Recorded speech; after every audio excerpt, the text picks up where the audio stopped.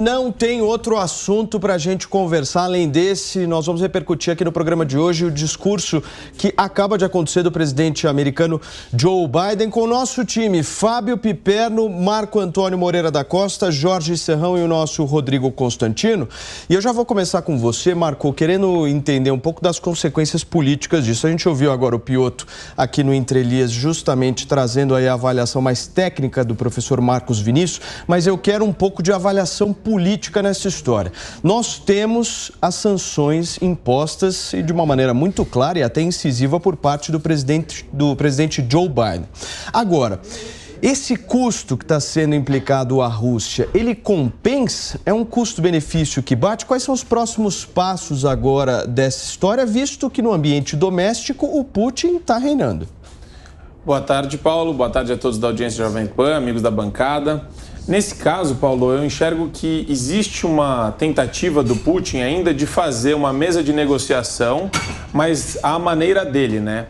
O que está acontecendo aqui no ambiente europeu é uma pressão como nunca vista antes por parte da Rússia, num país que não tem uma representatividade do ponto de vista geopolítico ou econômico para os Estados Unidos. Mas o Putin ele vai colocar exatamente as pretensões dele, né?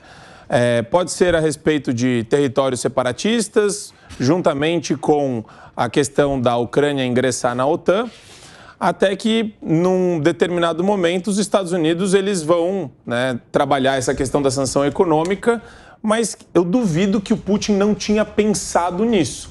Óbvio que ele já imaginava que a primeira sanção que vem é de fato econômica, é a mais previsível. Antes de você atirar, né, qualquer arma, atirar numa guerra, você vai ter sim algum tipo de embargo econômico, algum tipo de manifestação, tentando voltar para algum tipo de concertação diplomática. Então, eu imagino que os Estados Unidos estão caindo dentro de um jogo que o Putin já tem previsto, né?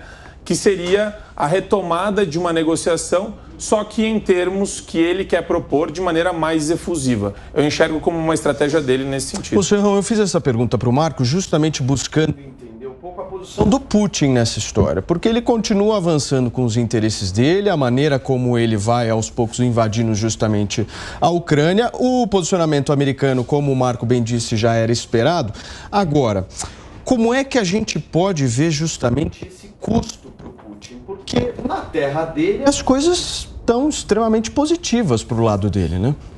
Saudações, meus amigos e amados haters. A questão para o Putin é ganho-ganho total nessa aventura em que ele está se metendo. Ele sabe que só tem a levar vantagem nessa operação da Ucrânia. Por quê? Qual o primeiro sentimento que ficou muito claro? A Ucrânia parece abandonada pelo mundo ocidental. Essa é a grande verdade, tá? Ela não cumpriu o tempo, o timing exato para entrar para a OTAN e agora, depois que ela sofre ali praticamente uma invasão ou uma perda de território para os russos, ela não tem o que fazer diante da falta de ajuda concreta que ela teve da aliança militar para a qual ela não entrou. Então, o que nós estamos assistindo agora é toda uma retórica sobre uma guerra que não interessa a ninguém. O próprio Joe Biden, ainda há pouco, falou que não queremos derramamento de sangue. Claro, ninguém quer aquela guerra ali. E o Putin, menos ainda. O que ele vai fazer é colocar as tropas dele, já tem autorização do parlamento russo para entrar naqueles territórios que eram ucranianos e garantir a segurança deles ali na fronteira soviética. Nada mais do que isso. Sanções econômicas contra a Rússia nessa altura do campeonato, só a fanfarronice que foi anunciada hoje pelos ingleses, que fizeram lá um bloqueio contra 5 grandes milionários russos, que eles alegam, esses aí são os financiadores da guerra, do esquema de guerra de Vladimir Putin. Então vamos dar uma cortada na grana deles para ver se isso vai surtir algum efeito. Não, em termos práticos, não surte efeito algum. A especulação sobre cancelar, tirar a Rússia do sistema SWIFT, que é uma espécie de PIX internacional, né? Você tem um número e faz a troca de dinheiro entre países. Só o Brasil atrasado é que não utiliza isso aí, só os milionários que utilizam, o Banco Central não facilita esse modelo aqui no Brasil. Mas isso vai acontecer contra a Rússia? Muito difícil, porque isso complicaria todas as negociações com gás, com produtos russos que são estratégicos para a Europa. Então, vamos aguardar tudo com muita calma. Por enquanto, essa guerra está sendo uma guerra mais midiática e muito diplomática do que uma guerra concreta. Constantino, eu queria uma análise, boa tarde em primeiro lugar para você que está junto com a gente aqui no nosso 3 em 1. Eu queria um pouco da sua análise justamente desse anúncio feito pelo presidente Joe Biden em relação à ocupação dos militares. Vamos trazer um pouquinho de números aqui.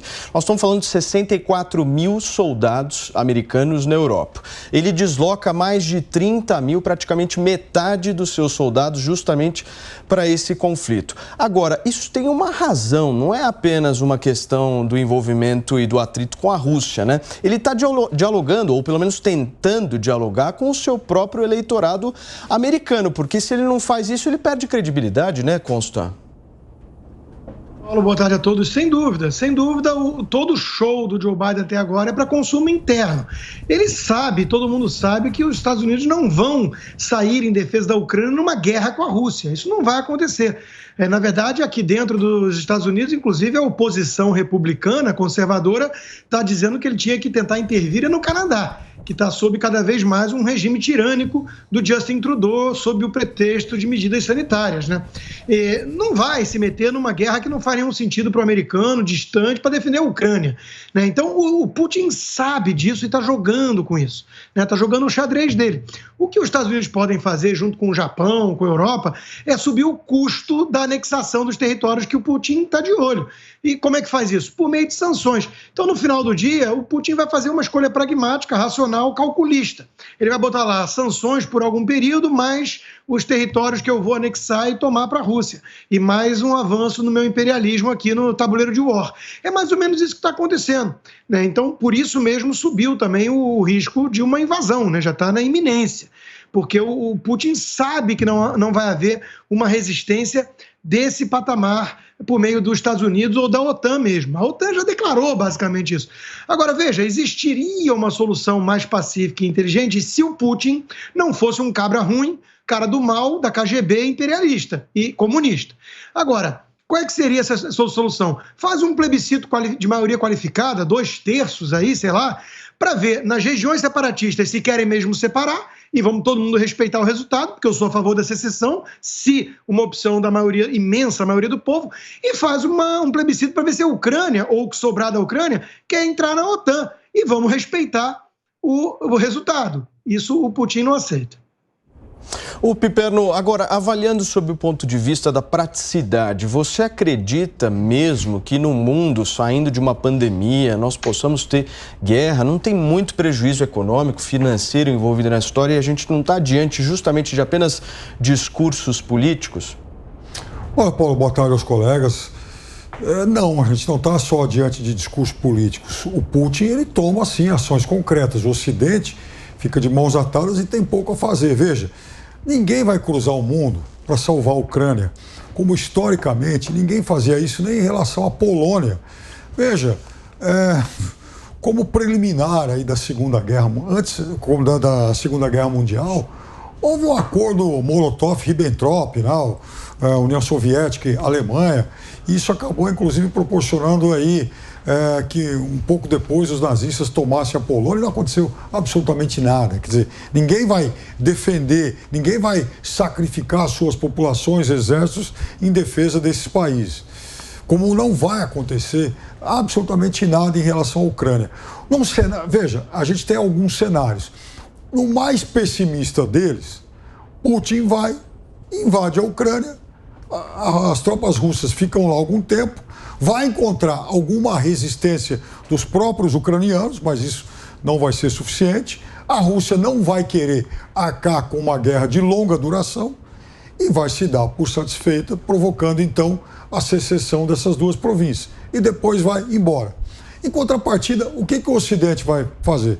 O Ocidente não vai mandar tropas para lá para defender a Ucrânia, imagina, né? Ninguém vai conseguir justificar para as suas populações esse tipo de ação, esse tipo de esforço, fora a questão do custo no mundo que ainda não saiu da pandemia. Então, o que vai acontecer? Esse tipo de retaliação, esse tipo de algum embargo comercial, medidas como essas que a gente viu hoje.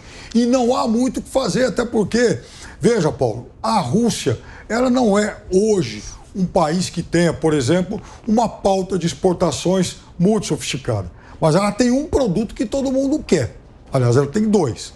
Ela tem gás, mas ela tem principalmente petróleo, porque é a segunda maior exportadora mundial. Então, o Piperno, só te fazendo uma pergunta justamente nesse sentido e querendo ouvir também os nossos colegas. O próximo passo americano é justamente desorganizar esse mercado citado pelo Piperno? O que você acha, Constantino? Olha, pode ser que sim, Paulo. De novo, nós estamos vivendo aí um problema geopolítico de tentativa de reequilíbrio de forças, né? O fator econômico é um fator fundamental nessa disputa, né? E, de novo, né, o fato mais importante do ponto de vista de decisão do Putin é ele saber que do lado ocidental, não só a pandemia enfraqueceu todo mundo e tudo mais, como, né, a Europa é extremamente dependente do gás russo. E aqui, Paulo, vem uma reflexão que é um pouco paralela, assim, mas e talvez pareça distante, mas a gente tem que debater, né? Por que há essa dependência tão grande, né, do ponto de vista principalmente energético? Porque várias medidas foram sendo tomadas na Europa, acima de tudo, e também nos Estados Unidos, sob influência democrata, né, para encarecer energia suja. Tudo tem que ser energia limpa e tudo mais, e acaba que na realidade ficou muito cara a energia, e a Alemanha, metade do gás dela vem da Rússia. Então existe ali uma pressão comercial econômica que faria a Alemanha subir o tom, como já tem feito agora com o chanceler, mas no frigir dos ovos se ajoelhar perante as exigências do Putin. Porque quem é que vai suprir isso? Quem é que vai entrar com um contraponto econômico, comercial para a Europa? Não existe essa alternativa. Então, o Putin está jogando com essas cartas que ele tem na mão. Ele sabe disso. Ele é calculista, olha a longo prazo e considerou a queda da União Soviética uma catástrofe geopolítica.